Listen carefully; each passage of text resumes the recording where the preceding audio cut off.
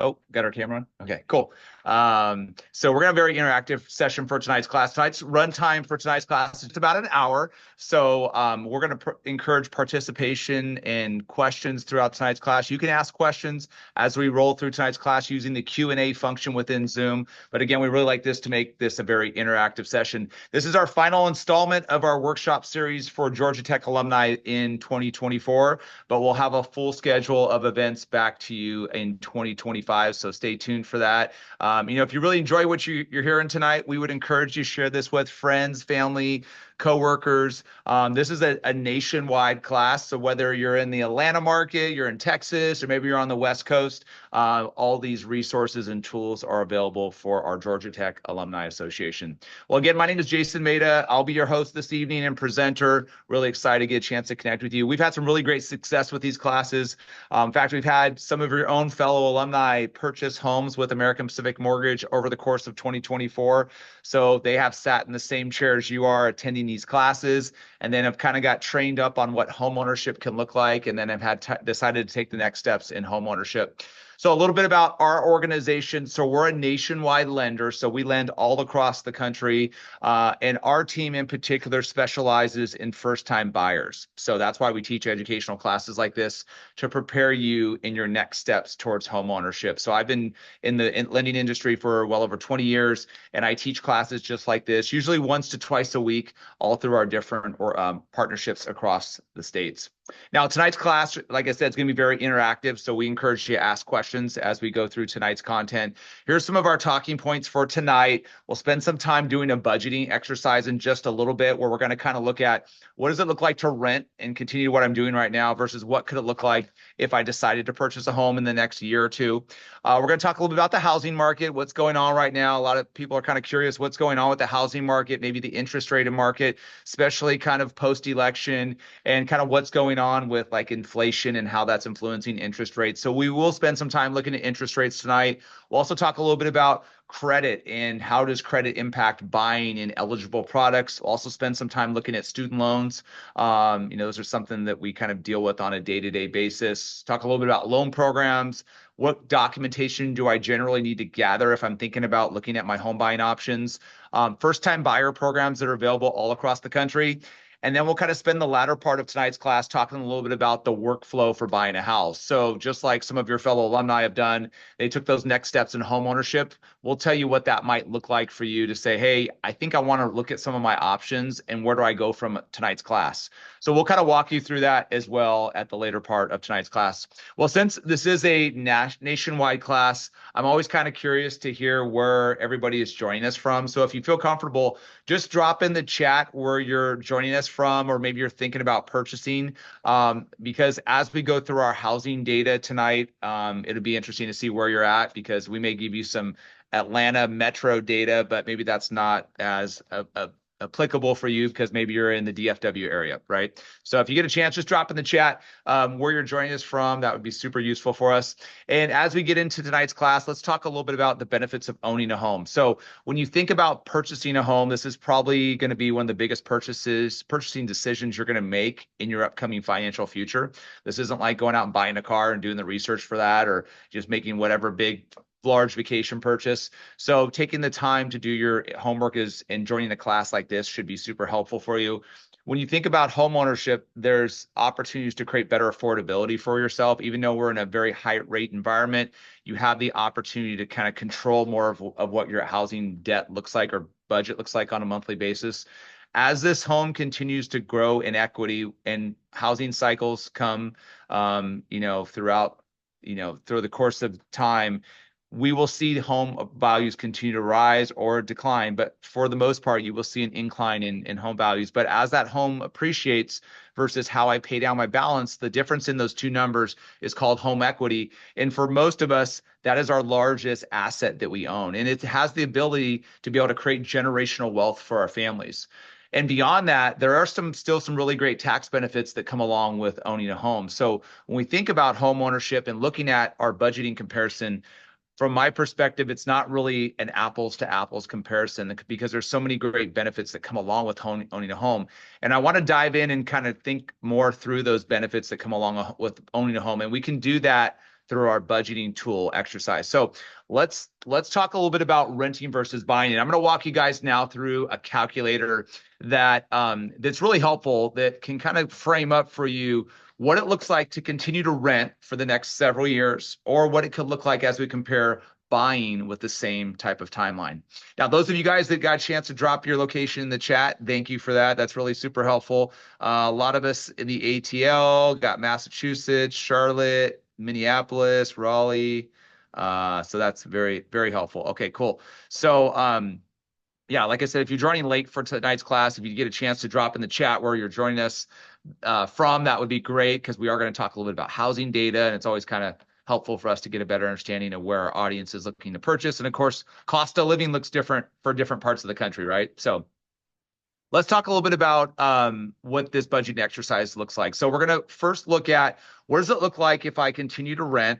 And then let's compare that to what it could look like if I continue to own. Now, for timing purposes, we've already kind of pre-filled some of this information.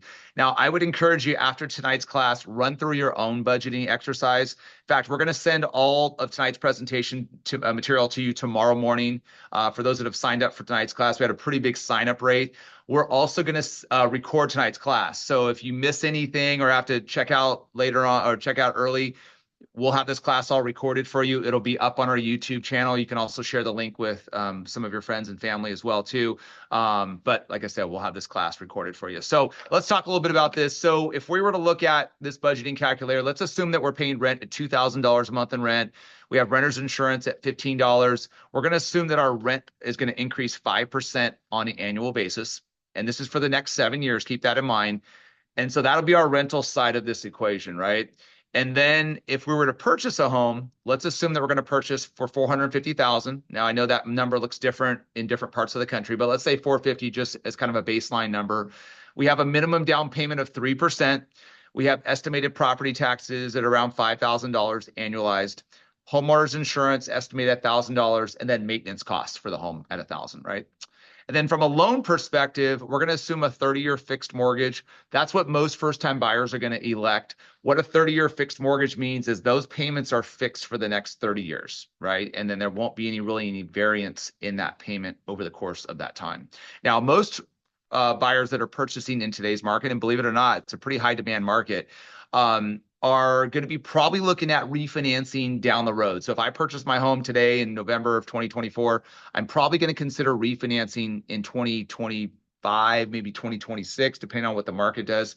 But that's something we will have to consideration. So we take it under consideration. So when we look at today's market at elevated rates, eventually some home buyers will consider refinancing their home in order to lower that interest rate, which will in turn create better savings in home ownership. And we'll talk through that in just a bit. But let's assume we have a rate of, let's say, 6.75 on average. We have origination charges for the buyer. So that's what lending costs they're going to pay. Here's one of our another great added benefits as part of the Georgia Tech Alumni Association. You're going to get $750 off of your closing costs when working with our APM office as one of our kind of a value add incentives. Discount points are when you as a buyer are electing to pay additional funds out of pocket in order to bring down that interest rate.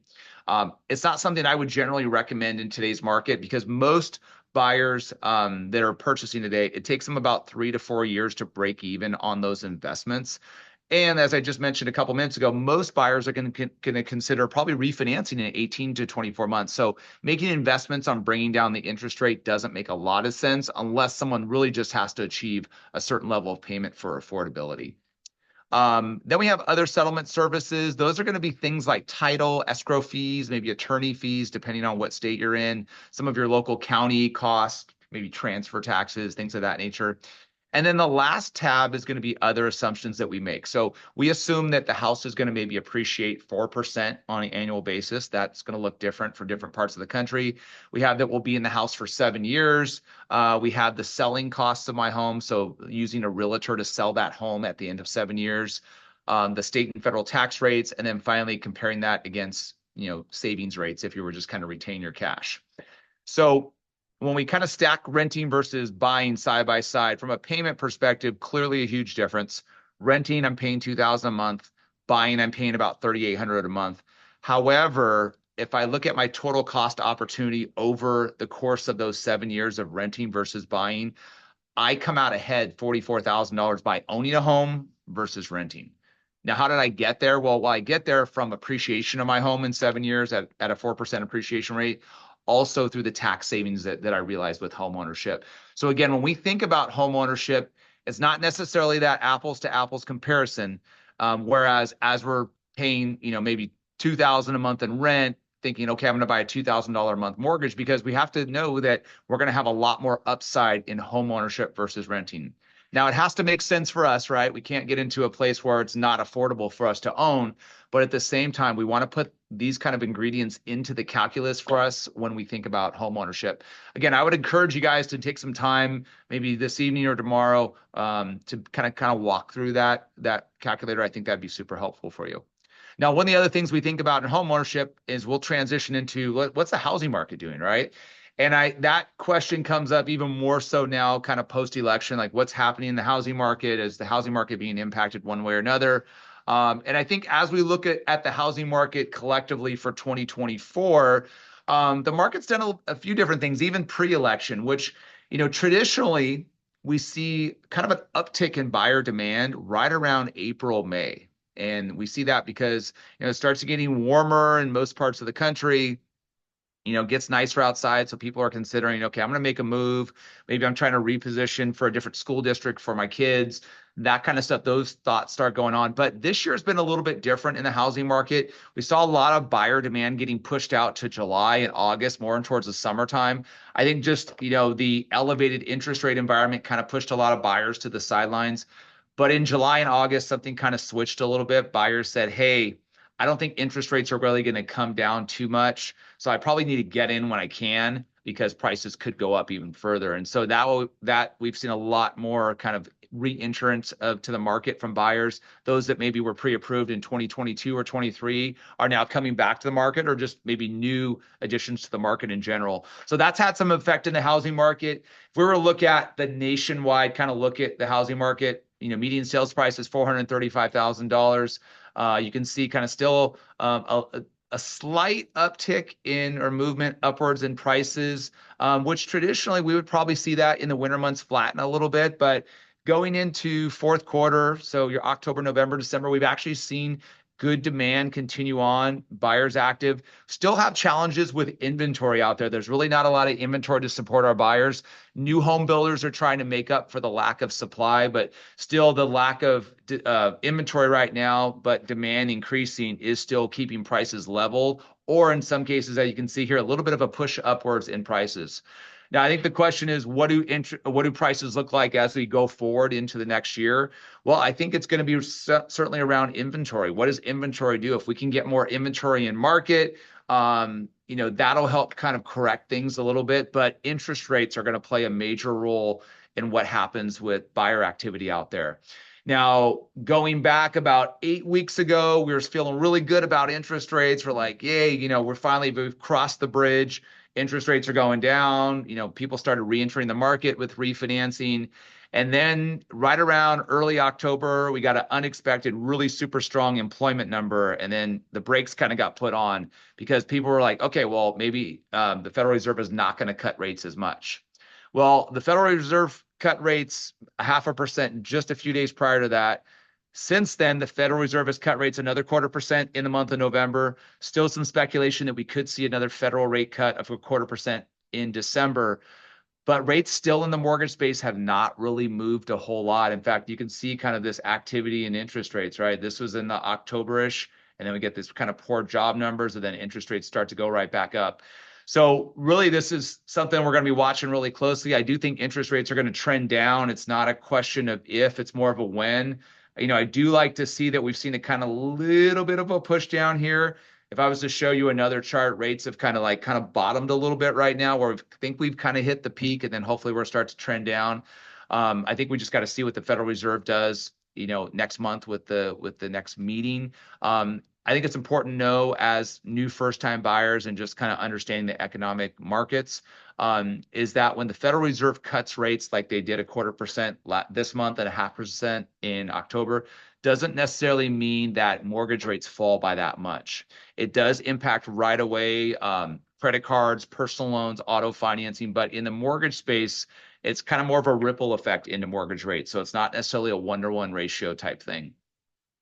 Now, as we look forward into 2025, our speculation is that rates could reach as low as 5.75 at the end of next year. Now, with some of the latest movements in the economic markets with, stronger job numbers, we'll have to see where that goes. The Federal Reserve's goal from an inflation perspective is 2%. And so we're still like around 2.6% inflation. So we'll really have to watch closely to see what the Federal Reserve does as we go forward. We're projecting another 4 rate cuts in 2025. But I think that the geopolitical climate and kind of what the Federal Reserve does with the movement of, what they decide to do with the movement of the federal funds rate as it relates to inflation and employment will be something we'll be watching really, really carefully.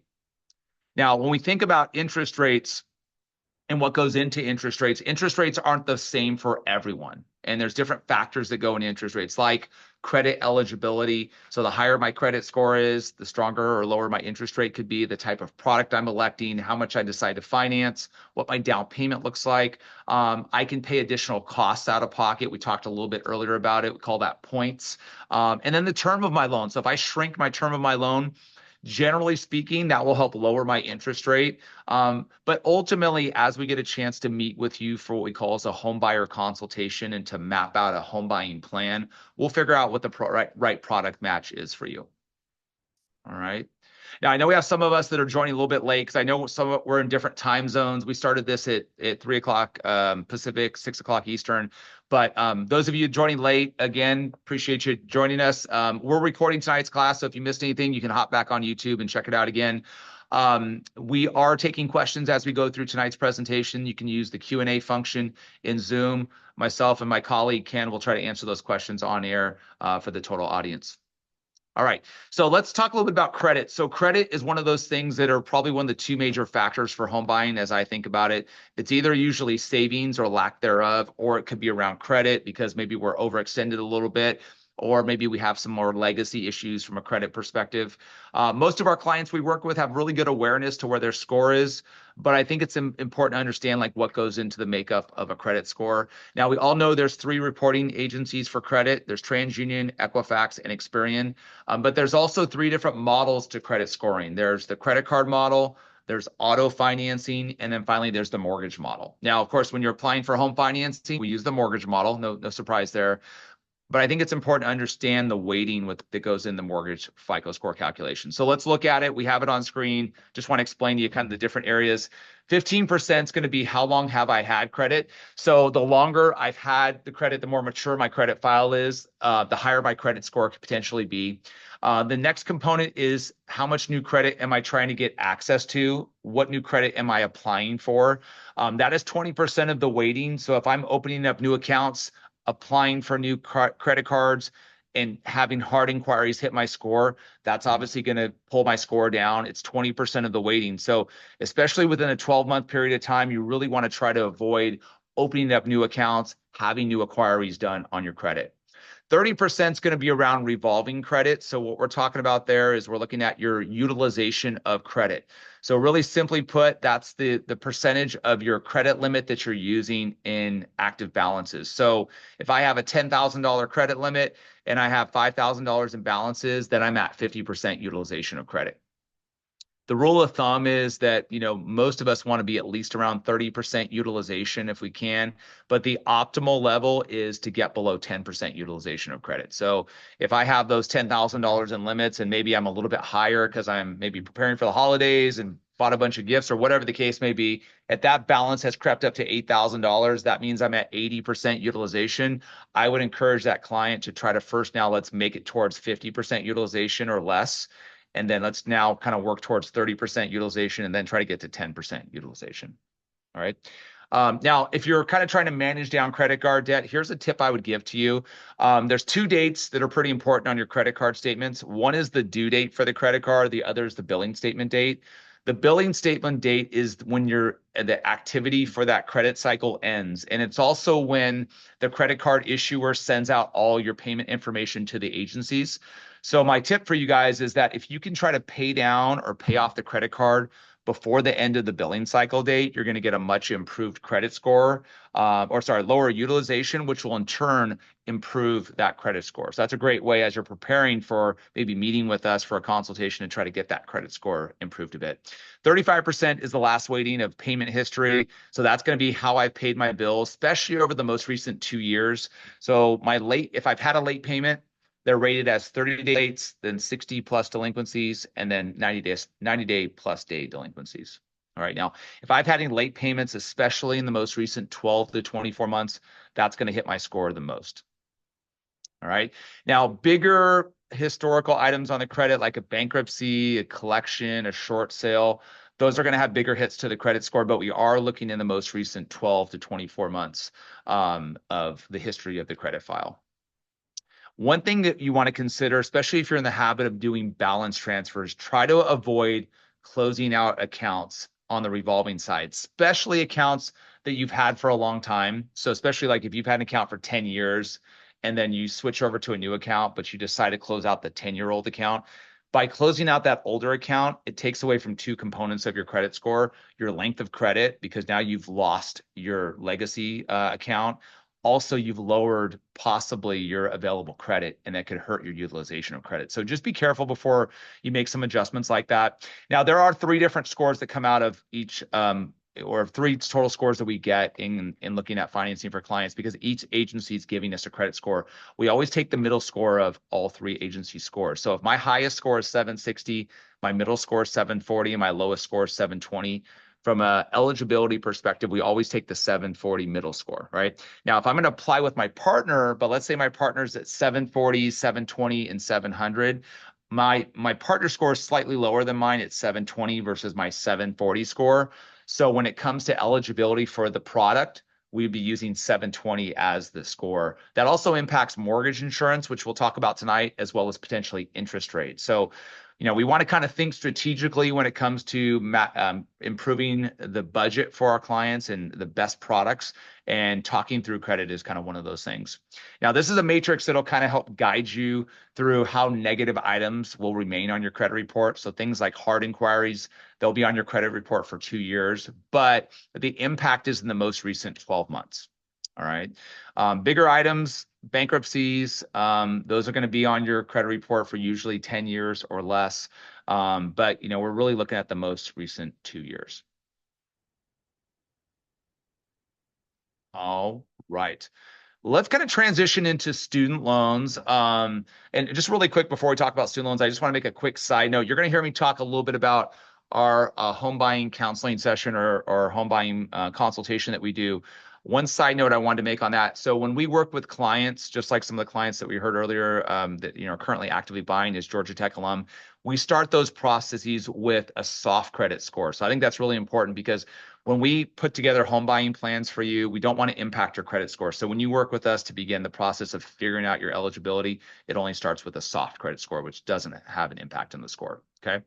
All right. Let's talk a little bit about student loans. We'll kind of go through this really quickly. I know, we're kind of in a weird spot with student loans right now and working with a lot of clients that do have student loans.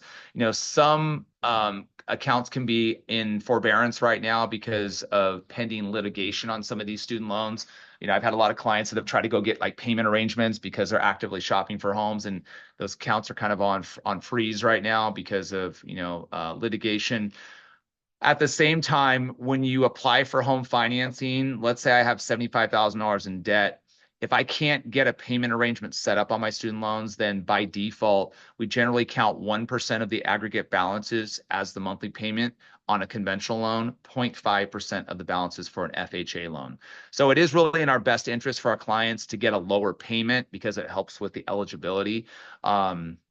So like if we had a client in this scenario that had like that $75,000 in debt, if their income-based repayment was, $250, that's great. But if I had to qualify them at a 750 payment, that might pull back from what I could get them qualified for. Now, if you're in forbearance, deferment because you're back in school, even though there's no active payment required, we still have to count that minimum payment for qualifying. So that's why that, some of the holds that are being placed on some of these student loans, that's why it can be a little bit difficult. We have a client that's a veterinarian right now, and she has some student loans from school, and right now she's not in active repayment, but looking to purchase her home. She's unable to set up a payment arrangement. So in her scenario, her payment's like $4,000 a month on her student loans, just using the total aggregate of balances. But if we could get a student loan payment set up like an IBR payment, then that would obviously bring it a lot lower. So, I think these things will kind of settle down once we get through this litigation on student loans. But ultimately, that's kind of some of the challenges we face, at least right now, with student loans. Now, the student loan guideline goes in effect to not necessarily in effect, but necessarily as part of different product overall underwriting guidelines. So I want to spend some time talking a little bit about some of the programs that are available to you as a first-time buyer, maybe even second and third-time buyers. So these are kind of 5 of the core programs that we spotlight in our classes that we teach throughout the country. So I want to give you guys a quick little high-level look at some of these programs and certainly answer any questions that you guys have on these. The first product is a conventional loan. When you think about a conventional loan, you might have heard the terminology around Fannie Mae, Freddie Mac loans. That space of originations across the country takes up about 70% of all originations across the country. And conventional loans generally have a minimum credit score of 620 as a minimum kind of a qualifying score. In most parts of the country, that loan will go up to 766,550. That is called the conforming loan limit. Now, I think I saw someone in the chat that's joining us from NYC. So in New York, you can go up to 1,149,825. That's called the high balance loan limit for Fannie Mae and Freddie Mac. Now, the difference is when I go beyond the conforming limit of 766,550, the minimum down payment that you see on screen jumps from 3% up to 5%. And that because now we're going to cross into the high balance loan limit. With a conventional loan, again, it's probably one of the most popular options with our clients, but it does require to have some really clean credit history, especially in the most recent 2 years from the date of application. There are other products that allow a little bit more flexibility for our clients. And that could be around the FHA product, for example, which we'll talk about now. I did get a question in Q&A, and I just want to I know Ken answered it too. The question was just around the 750 discount. So yeah, we do offer for the Georgia Tech alum, we offer a 750 closing cost discount. More information can be found on your landing page for our partnership. I'll share that with you later on to tonight's class as well. Ken also put it in the Q&A. There's a link there for you as well. For the FHA product, that is a government insured loan. That requires a minimum down payment of 3.5% up to that 766,550 conforming loan limit amount. The loan amount for an FHA loan will vary based upon different parts of the country. So if you're in, the northern part of Georgia, for example, that FHA loan limit might be a little bit lower than, let's say, you were buying in Alexandria, Virginia. Because their different cost of living will change that maximum loan amount that FHA offers. Now, the FHA loan, because it is government insured, allows a lot more flexibility from a guidelines perspective, has a minimum credit score of 580 versus the conventional loan that has a 620 minimum credit score. FHA is not for first-time buyers. It can be for any type of buyer, second or third, but it has to be for a primary residence. We're going to talk about the differences from a mortgage insurance perspective on FHA and conventional in just a second. But let's talk a little bit about the next product. That's the VA home loan. That's for our veterans that have eligibility under the VA home loan product. It's a 0 down payment option. You can use this product with really no maximum loan amount. So there's no set loan amount. Obviously, that changes your budget, the higher purchase price you're at. But the VA product is a fantastic product for our veterans. Has a lot more flexibility with credit scores down to 620. We have expense versus income ratios that are a lot more flexible, really to encourage home ownership for the veteran. Next product is the USDA home loan. That's the United States Department of Agricultural loan. A lot of parts, especially in our southern markets, that can utilize the USDA product. It's more for rural areas. The benefit there for a buyer is it can really help someone purchase in those markets with 0% down. There's also an income qualifier based upon your household size. And then finally, there's a jumbo loan. Jumbo loans are going to be for buyers that need a little bit more financing support. that stretches beyond maybe some of the things that maybe Fannie Mae, Freddie Mac, or FHA can offer. With jumbo loans, there are a little bit of a higher asset contribution level because down payments are not only higher, but they also hold with it asset requirements and called reserves.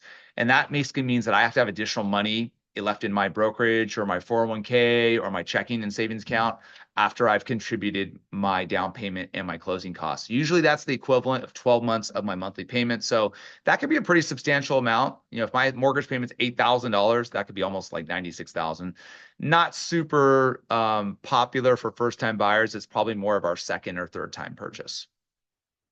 All right, let's talk a little bit about mortgage insurance. Comes up in our conversations quite frequently with clients, but I think it's important to understand a little bit more about how mortgage insurance works. If you guys have already started your searches on Zillow or Redfin, good for you. That's awesome. But if you've decided to use some of those payment calculators, they may not match up to some of the things you're about to hear from me. There's different types of mortgage insurance. So there's conventional PMI mortgage insurance. That's called private mortgage insurance. And there's mortgage insurance on the government side, which includes upfront mortgage insurance and monthly mortgage insurance. So back to the conventional side of things, there's different payment options for conventional mortgage insurance. There's monthly mortgage insurance. You basically pay it monthly as part of your payment. And there's split mortgage insurance where you pay some of it up front, some of it on a monthly basis. There's also single premium where you completely buy out the mortgage insurance. And then there's lender paid mortgage insurance where you decide to take maybe a slightly elevated interest rate in order to buy out the mortgage insurance. The most popular option for most buyers is the monthly mortgage insurance option. And the reason for that is because it has a cancellation option. So at the end of 2 years, if I have 20 to 22% equity and I've hit that 2-year mark, I can apply to have my mortgage insurance canceled. And when we think about mortgage insurance, and this is the difference of looking at calculators on Zillow and Redfin versus like actuals on mortgage insurance, there's different criteria that goes into mortgage insurance, like credit score, how much my down payment is, and then how much I decide to finance. So when you do a calculation on Redfin or Zillow, it's kind of elevated mortgage insurance costs because they don't have this criteria kind of baked into their calculators. So just kind of keep that in mind. We're going to share with you our calculator for APM that could be a really great tool for you, give you more of a kind of a truer number when it comes to your monthly payment. Let's look at the example of a conventional mortgage insurance option. Let's say we were financing $450,000. My credit score was 740. I decided to put down 3%. My mortgage insurance is about $183 a month. So that's kind of what I would be looking at from that perspective. So probably a lot less than what you've seen if you've already kind of done some calculations yourself on mortgage insurance. So a question came in the Q&A, which is if you buy a home with cash, can mortgage insurance be waived? So yeah, if you're gonna buy, I think you're saying you're gonna buy a home with cash, then you don't need a mortgage, right? So, but if you're gonna pay completely cash for your home, no mortgage is obviously needed, so there would be no mortgage insurance. That's a good place to be. All right, FHA loans. So FHA loans are government insured loans, and they have two components to mortgage insurance. There's monthly mortgage insurance, and then there's upfront mortgage insurance. So the first one on the monthly side is a calculation of 0.55% of the total loan amount. Then we divide that by 12. We come up with a monthly number. And then there's upfront mortgage insurance, which is basically taking the total loan amount, we times that by 1.75%. That gives us an upfront number as well. So it is insured by the government. It's a little bit more expensive. There's in the mortgage insurance setup, there is no cancellation option on FHA like there is on a conventional loan. Really, the only way to exit mortgage insurance on an FHA loan is I'm going to have to refinance out of that loan into more of a conventional loan product. Now, as we move into 2025, we're going to see how maybe FHA takes and maybe make some changes. I mean, there is talk. I was in some meetings the last couple of days. There may be some changes with FHA, potentially some adjustments on what that mortgage insurance premium looks like. But that is all set by the Federal Housing Administration. So we'll have to see, especially with affordability challenges that we face across the country, we may potentially, let's keep our fingers crossed, that we see some changes when it comes to the setup of mortgage insurance with FHA. If we look at an example here from an FHA perspective, let's say I'm still financing $450,000. Let's say in that case, the monthly mortgage insurance was $206.25. Then I would also add in to the balance the upfront mortgage insurance, which is $78.75. Okay, so that would be my total financing option with FHA. We can clearly see that FHA is going to be a little bit more expensive for our client versus conventional. But I think it's important to take away from this slide is that not every client's going to qualify for the conventional product. So FHA really gives us a nice little alternative for our buyers, especially those that have faced maybe credit challenges or maybe a little bit more flexibility in terms of their income versus expenses. So all of those kind of go into like the conversations that we have with our clients when we design those home buying plans for them.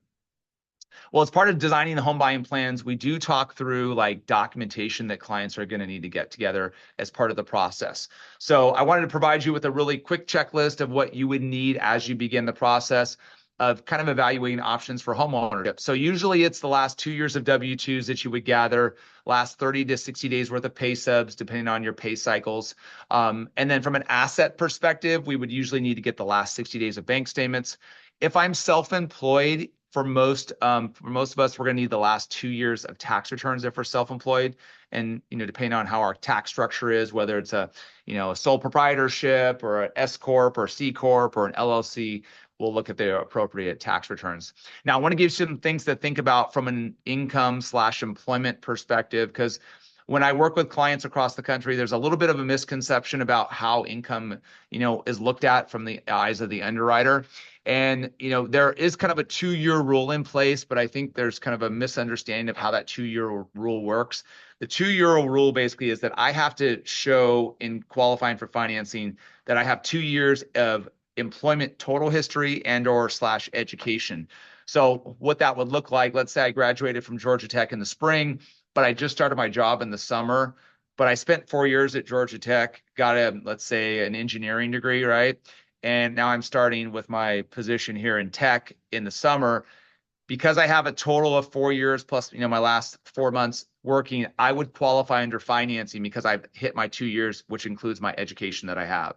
Where it gets challenging is that if I'm trying to maybe use dual employment. So let's say I have 2 jobs and I've been on those jobs less than 2 years, then I would have to show that I've been on both jobs for at least 2 years. Same thing holds true with self-employed clients. They do have to show that they've filed at least 2 years of tax returns to be able to have that business income count towards their qualifying. But if you're newly graduated, you're looking to purchase, if you're currently actively working with a source of income, certainly you can qualify for a mortgage potentially with just as little as a month on the job per se. We also get the question around transitioning jobs. So if I worked on my job for the last 10 years, but now I'm thinking about moving to another job, when can I count that new income? Well, you can potentially count that right away as long as I have an offer letter and expected start date for you on the new employment. And then the other thing that comes up that I thought I would share with the class tonight is that, some of our clients work like a standard 40-hour work week job, but then supplement their household income with maybe side work like Uber or Lyft or DoorDash, whatever the case may be. We can use that supplemental income only if we've been able to show that we've been working our full-time job for 2 years consistently while maintaining the side work consistently for the last 2 years. And last thing I want to touch on here is if I have additional income, like let's say I have my partner contributes to my household income, but my partner doesn't want to be part of the loan application. Well, unless they're part of the application, then the income can't be counted in qualifying for my mortgage. Same thing with like room rents. If I have, let's say my friend has been renting a room for $500 a month for the last 4 years, and that's part of my income that I declare. However, unless I'm going to buy like more of a income producing property for my purchase, I can't count that income for the room rents into the qualifying. All right. Now, one of the things we look at in looking at income analysis is we'll take your expenses and analyze that against income. We call that a debt to income ratio calculation. In the income side of things, we always look at pre-tax income or gross monthly income, compare that with your total obligations. Those obligations are going to be generally things that appear on your credit report, not things like your entertainment budget or your travel expense or daycare expense. Those things don't get factored into it. But we are going to look at things like credit cards, personal loans, auto financing. We'll also look at what your new expected house payment is going to be. Generally, we don't want those expenses to exceed more than 43 to 45% of your pre-tax income. So here's kind of what the calculation looks like. And we love acronyms in our business, so I thought I'd give you some for tonight's class. But we do have a legend at the bottom that you can see kind of what it means. But PITI is principal and interest, taxes and insurance. And then we have your PMI or your private mortgage insurance. If you're deciding to purchase maybe a condo, you have HOA expenses or homeowners association dues. And then so for this particular scenario, we have a $2,500 housing budget. Then we have other expenses, let's say an auto loan for $500 a month. And then we have the monthly income of $8,500. So you can see for this client, they have $3,000 in expenses, $8,500 in income. So we're looking at their expenses consuming 35.29% of their pre-tax income. So the question I get from a lot of our buyers is, well, Jason, now you know my debt to income ratio. What's kind of the best affordability levels of debt to income ratio? In working with hundreds and hundreds of buyers all across the country, I found that like 33 to 36% is probably the good barometer there. But everybody's situation is a little bit different. Different housing markets call for higher cost of living, right? But I think 33 to 36% is probably a good managing number. What I'm more concerned about, other than debt to income ratio, is affordability. And that's a conversation that you and I can have when we meet for a home buying session. There's two kind of big goals for us in home ownership. One is when we design a home buying plan for you and you decide to purchase your home, we want to make that sure that's sustainable for you. Like it works over, seasonal challenges that you may have at some point in time. But also we want to make sure it's affordable, right? So when we go into a $2,500 mortgage payment, it feels okay for us. Okay. Well, part of kind of transitioning into home ownership is kind of developing savings for ourselves, right? To be able to purchase our home. As you heard me kind of talk about in our earlier topics, there's two challenges to home ownership. Could be around credit, could be also around savings for home ownership. I think savings probably is a bigger lift for most of us. And when we think about savings for home ownership, there's usually documentation that we kind of validate to see what we do have, but it's usually in the form of checking in savings accounts, 401ks, 403bs, like retirement accounts can be potentially used, but I always encourage clients talk to your financial advisor or tax professional before you access those assets. Gift funds can also be allowed in home buying. Now, with savings being a big challenge, I thought I would just give you kind of an easy approach to consider. And then we're going to talk a little bit about first-time buyer assistance programs. But when you think about home ownership and preparing to save the right amount of money, we got to think about saving in two buckets. There's going to be savings for down payment. There's also savings for closing costs, right? So, and we're going to walk through some examples in just a bit, but on average, I think I would encourage most of our buyers to have at least $15,000 to $20,000 saved in cash to purchase a home. And here's a really simple approach to be able to save for your home purchase. So let's say I'm spending right now $2,000 a month in rent, right? But to buy the home that I think would really work for me, I need to probably expect to pay about $3,500 on a monthly basis. So what I would encourage our buyer to do to start a savings plan today is to, on the first of the month when I'm making that rent payment, if I can truly feel like I can get to $3,500 on a monthly basis, start paying my savings account like I'm really paying a $3,500 mortgage payment. So on the first of the month, $2,000 goes to my landlord. The additional $1,500 goes right to my savings account without fail, right? And it does two things for us in that practice, right? One is it's developing a growth of savings. So at the end of 6 months, maybe I'm at a $9,000 savings rate. Maybe at the end of the year, I got $18,000. So that's growing, not including interest that I'm compounding. But I'm also getting the ability of creating a discipline for myself of like, hey, I can do $3,500 a month. So it's not as much of a payment shock for ourselves that when we get the keys to our house and now 2 months later, we're making a payment. It's not like, oh my goodness, how am I going to afford this? I've already kind of been doing it for the last 6 to 12 months, right? Now, with savings, there are first-time homebuyer programs all across the country to help support you in home ownership. They're usually designed to support low to moderate income households. So I want to spotlight a couple programs, both on the national scale basis for Georgia and one for California. I don't think anybody's here from California, but I'll just give you kind of some high-level looks at these. Freddie Mac, who we talked a little bit about for conventional loans, offers the Borrow Smart program. It's to encourage home ownership for low to moderate income families. It provides a grant of anywhere between $500 to $1,500 to help kind of take the burden off of savings for closing costs. The state of Georgia has the Dream Home Ownership program that you can get anywhere between $10,000 to $15,000 in assistance to go towards down payment as well as closing costs. In the state of California, there's an agency that I work really closely with called the California Housing Finance Agency. We have a program that'll provide assistance from anywhere between 3% of the purchase price. And there's been programs in the past that will provide up to 20% of the sales price and assistance. So I know we have, and when I asked kind of see where everybody is joining us from, every one of your states that you're in, so whether it's North Carolina, NYC, obviously Georgia, Massachusetts, all have agencies very similar. We can talk a little bit about offline about some of those programs that might be beneficial for you. But certainly as we get together and talk through a consultation with you, we'll figure out if there's any matches there from a first-time buyer perspective. All right. Before we go into the workflow, I'm going to just answer one question in the Q&A, and then we'll talk a little bit about workflow. And the question is there any programs in Texas? So yes, Texas does have a first-time buyer program. We are approved with that program. Let's talk through that, and hopefully you'll get a chance to you'll take the next steps for a consultation. But you can get very similar options of getting anywhere between 3 to 5% of your purchase price in assistance to cover the minimum down payment. So yeah, that's certainly an option out there for you. All right. Well, after leaving tonight's class, hopefully you'll get a chance to get connected with us for a consultation and take the same steps that your fellow alumni have done over the course of 2024. And that is to kind of learn a little bit more about what buying could look like for you. It starts with a consultation, and the output of a consultation is essentially to get pre-approved. And what does a pre-approval mean? Well, that means you show that you have eligibility to purchase a home. Usually a pre-approval is good for 60 days.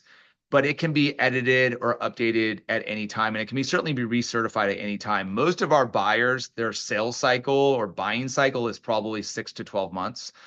So most of our students that go to classes like this aren't running out this weekend and buying a house, right? So it's just more of kind of building blocks to home ownership.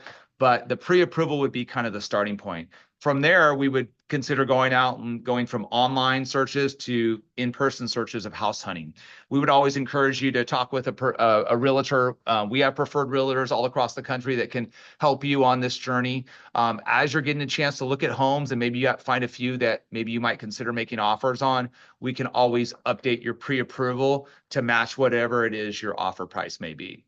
Now, the question I get asked often is, how long is it going to take me to find a house, right? Or how long does it take me to buy my house? Well, it depends. Depends on how specific or a certain area that you want to be in, because you may want to be in a certain neighborhood and only certain homes come on the market every once in a while there. Others, you may have a really kind of a blank slate or open canvas on what you want to do. So, but I will say step 2 to step 3 is probably the longest cycle for most buyers. It can be 2 to 3 months. Sometimes it can be 2 to 3 years.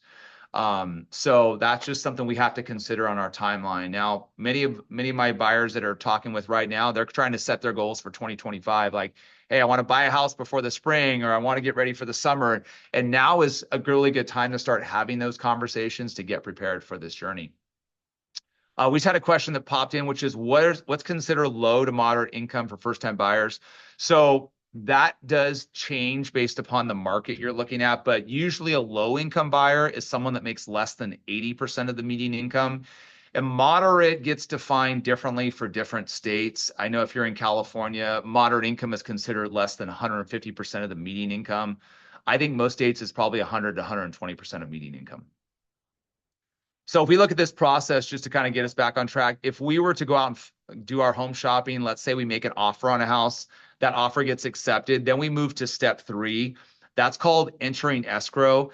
At that point, that means a seller has said yes to my offer, and it starts kind of this escrow timeline. Usually from the time of my offer getting accepted to the time I get my keys, it takes about 30 days. It can be a little bit shorter depending on the market you're in or the agreement with the seller. Now, your first action item, once you get that acceptance of offer, usually you have to make what we call an earnest money deposit. It's generally the equivalent of 1 to 2% of my sales price, and that gets deposited to an escrow company or an attorney's office, but it does count towards my total out of pocket. Now, within 24 hours of your accepted offer, you get a call from our office, and we're going to call you and say, congratulations, your offer was accepted. Let's talk a little bit about next steps, and then we schedule you for what we call as a follow-up consultation. So that's where we get a chance to meet with you to make sure the payment looks right, the out-of-pocket looks right, talk a little bit about your disclosures, and then what to expect next. Here's a slide that kind of shows you a little bit more about what an earnest money deposit looks like. Again, it's a good faith investment into the purchase, showing the seller that you have a financial stake in the purchase and making that purchase successfully happen, right? There is a contingency timeline within the purchase contract, which allows you to do your homework in the property. Check out, like, is the house worth what I'm buying it for, which would be controlled by the lender, us. Getting your house inspected, which your realtor would help organize, getting your loan approved, which we would help orchestrate as well. So all of that happens within a contingency period. The contingency period, if you were to look at it from this timeline, usually runs from step 3 up to step 5. And that's usually within the first 14 to 17 days of the contract. The next step is processing and underwriting. That's a lot of the administrative functions that we do behind the scenes. We're verifying income, we are verifying assets, setting up the product, just making sure everything is set up correctly so we can go to the underwriting phase, which allows us to underwrite your credit, your income, your assets, the product, make sure everything's set up correctly. It also takes us, once that approval is issued by the underwriter, about 3/4 of the way through the process. At that stage, we're now going to be kind of putting the finishing touches on things for the closing process. We'll be also issuing to you a final closing disclosure that gives you a 3-day cooling off period before we get to step 6, which is the closing of the loan. Now, throughout different milestones, you're getting disclosures through the process. There's a lot of transparency with disclosing of all the numbers and so there's no surprises when you get to the end of the process. As we make changes on your financing, you're always provided real-time updates. So your cooling off period has elapsed on the closing disclosure. Then we move to step 6. At that time, this is really the only time we need you in person. And that's when we sign final loan documents with either public notary or an attorney, depending on the state that you're in. On that day, you'll also be wiring in the final funds for closing. Those monies get transferred to the escrow team. We then transfer in the funds for the lending side of things. And then after everything has kind of been reconciled in the transaction, then documents get recorded with the local county recorder's office. They generally record a grant deed that transfers the ownership from the seller to you, the buyer. And then they record a deed, which is the loan agreement for you with the loan. And then guess what? After all that's confirmed is recorded, you are now the official owner of the home. Best part of our day, because we get a chance to congratulate you and say, guess what? You did it, right? Starting a class just like this. You got pre-approved, you found the home of your dreams, and then now you're walking into your new home. So it's a really cool thing. We love to celebrate home ownership. In fact, when I get a chance to make those calls, it's the best part of my day. And then we obviously like to celebrate by sending our clients housewarming gifts because it's a big deal. It is going to be one of the biggest decisions you make. And so I'm glad you decided to kind of think about that decision more by attending today's class. Well, we're going to be rounding out our class now, and as we're getting close to the end, I do have some questions popping in the Q&A, so I haven't forgot about you there.